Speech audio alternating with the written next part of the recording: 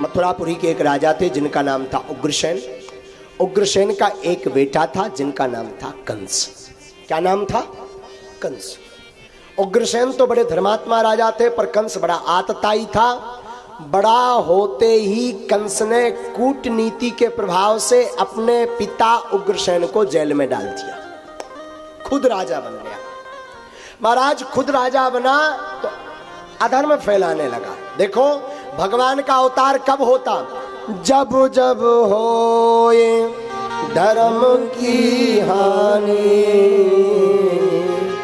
बाण असुरे अधम अभिमान, तब तब धरे प्रभु विविध शरीरा, हरहि संत असज्जन पीरा।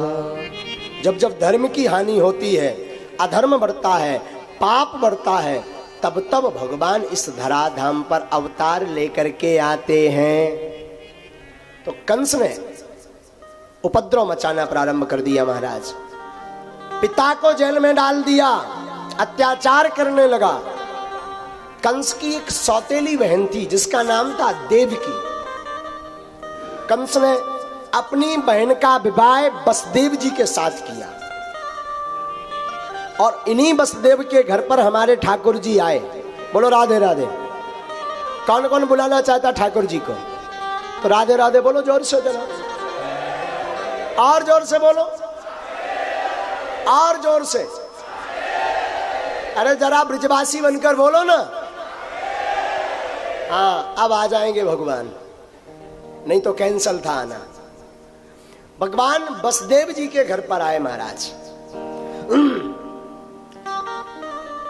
देवकी कंस की सौतेली बहन है, चाचा की। देवकी का विवाह वसुदेव के साथ किया कंस ने और स्वयं विदा करने गांव के नगर के बाहर तक गया। नगर के बाहर तक गया तो आकाशवाणी हुई, राजा कंस, जिस बहन का तू बड़ी धूमधाम के साथ विवाह करके विदा कर रहा, उसी बहन का 8वां पुत्र तेरा काल होगा। कंस ने इतना सुना तो चिंता में पड़ गया। कंस ने मन में विचार किया, एक काम करें, बहन को ही मार दे, ना रहे बीन ना बजे बांसुरी, बहन का ही वध कर दिया जाए। ये मन में विचार किया तो भगनीम हंतुमारब्धा खड़ग पाणी कचे गृहीत, तलवार खींची और केस पकड़े देवकी के और रथ के नीचे ले आया कंस।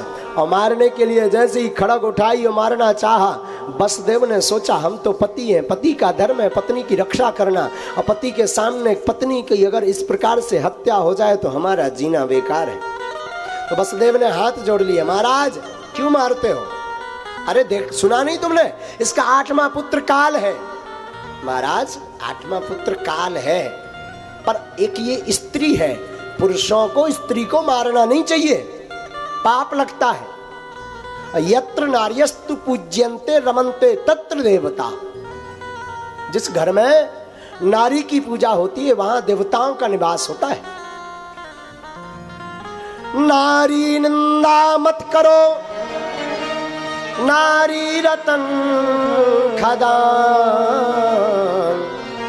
नारी से नर होते हैं ध्रुव पहला समान। नारी की निंदा मत करो, नारी रत्नों की खदान है। नारी से ही ध्रुव और प्रहलाद जैसे महापुरुष प्रकट होते हैं, शिवाजी जैसे महापुरुष प्रकट होते हैं, स्वामी विवेकानंद जैसे महापुरुष प्रकट होते हैं, तुकाराम, एकनाथ, ज्ञानदेव जैसे संत प्रकट होते हैं नारी से ही।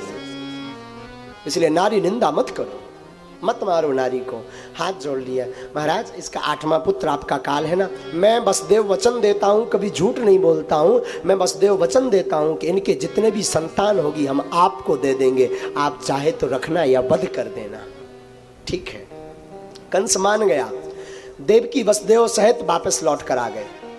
वापस लौट कर आए तो धीरे धीरे कंस ने 6 पुत्रों को वसुदेव जी के मार दिए। पहला पुत्र हुआ तो वसुदेव जी लेकर पहुंचे,